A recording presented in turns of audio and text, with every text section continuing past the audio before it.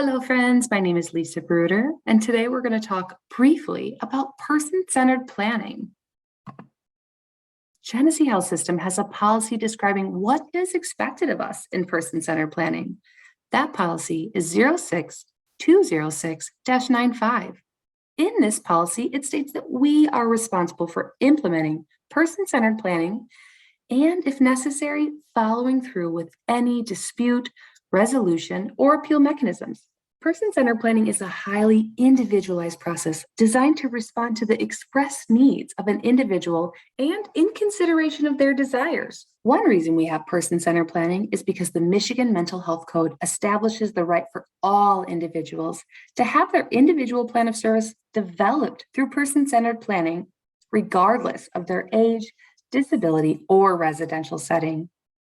Genesee Health System believes in this process and incorporates it into policy and practice. There are 8 essential elements of person-centered planning. I am going to quickly review these with you in a condensed version. The first guideline is that the person-centered planning is a process in which an individual is provided the opportunity to reconvene any or all of the planning processes whenever they want or need. The second guideline is that this is a process that encourages strengthening and developing natural supports by inviting them to participate in the planning meeting to assist with the individual with their dreams, goals, and desires. The third element is the development of natural supports. GHS and the individual receiving services are expected to develop, initiate, strengthen, and maintain community connections through the person-centered planning process. The fourth element is the option of who will facilitate the meeting. This does not have to be a GHS staff person. Number 5, before a PCP meeting, there will be a pre-planning meeting so that the individual may choose what they would like to talk about or not talk about, who to invite, and where and when the meeting will be held, who will facilitate it, and who will record it. The sixth element is to provide potential support and/or treatment options to meet the needs of the individual, and of course, review any health and safety needs with them.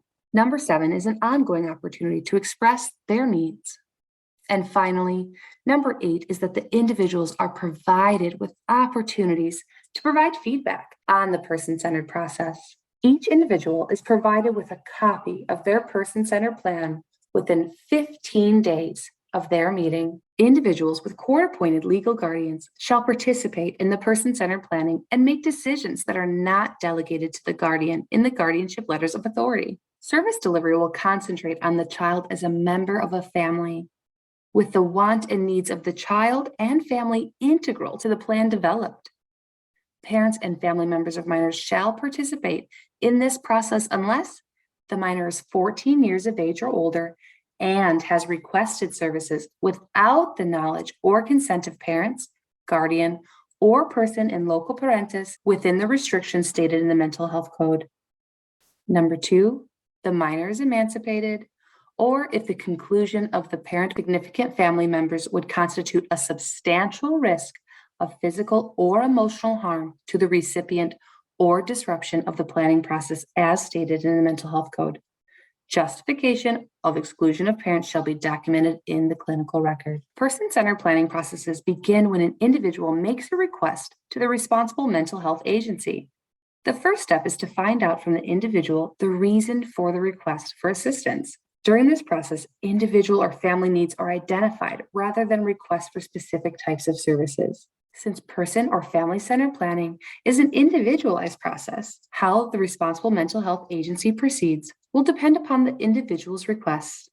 This guideline includes a chart of elements and strategies that can be used by the person representing the responsible mental health agency and depending upon what the individual wants and needs. 3 possible outcomes are included. 1, the individual or family express a need which could be considered emergent or urgent. If the individual or family demonstrates imminent danger to themselves or others, the goal is to get the crisis situation stabilized. Following stabilization, the individual or family of the responsible mental health agency will explore further needs for assistance and proceed to a more in-depth planning process. In this situation, an opportunity for an individual to make a choice might be limited. Number 2, The individual expresses a need or makes a request of a support, service, and/or treatment, single life domain, or short duration. A life domain could be any of the following: daily activities, social relationships, finances, work and school, legal and safety, health, family relationships, etc. Number 3, the individual or family expresses multiple needs, which involve multiple life domains for the support, service, or treatment of the extended duration. Indicators of person or family-centered planning implementation. It is the responsibility of the agency to assure that the individual plan of service is developed utilizing person-centered planning process. Below are examples of systemic and individual level indicators that would demonstrate the person-centered planning has occurred. The methods of gathering information or evidence may vary and could include the review of administrative documents, clinical policies and guidelines, case record review, and interviewer focus groups with individuals and their families. Systemic indicators could include, but are not limited to, the agency has policy or practice guideline that delineates how person-family planning will be implemented. Number 2, evidence that the agency informs individuals of their right to person-family-centered planning and associated appeal mechanisms, investigates complaints in this area, and documents outcomes. Number 3, evidence that the agency's quality improvement system actively seeks feedback from individuals receiving services, support, and/or treatment regarding their satisfaction, providing opportunities to express needs and preferences, and the ability to make choices. Number 4, the agency's staff development plan includes efforts to ensure that staff involved in managing, planning, and delivering support and/or treatment services are trained in the philosophy and methods of person-centered planning. Individual indicators could include, but are not limited to, evidence that the individual or family was provided with information about their right to person and family-centered planning. Evidence that the individual or family chose whether or not other persons should be involved, and those who were identified were involved in the planning process and implementation of their IPOS. Evidence that the individual family chose the places and times to meet, convenient to them and the persons they wanted present. Evidence that the individual or family had a choice in the selection of treatment or support service and staff. Evidence that the individual and family had preferences and choices that were considered, or a description of the dispute appeal process as the resulting outcome. And evidence that the progress made toward the valued outcomes identified by the individual and family were reviewed and discussed for the purpose of modifying the strategies and techniques employed to achieve these outcomes. If the judgment of a person representing the responsible mental health authority or an individual requests an inpatient treatment or specific mental health support or service for which appropriate alternatives for the individual exist, that is of equal or greater effectiveness and equal or lower costs, the responsible mental health agency should: number 1, identify and discuss the underlying reasons for this request or preference. Number 2, identify and discuss alternatives with the individual. And number 3, negotiate toward a mutually acceptable support, service, and treatment.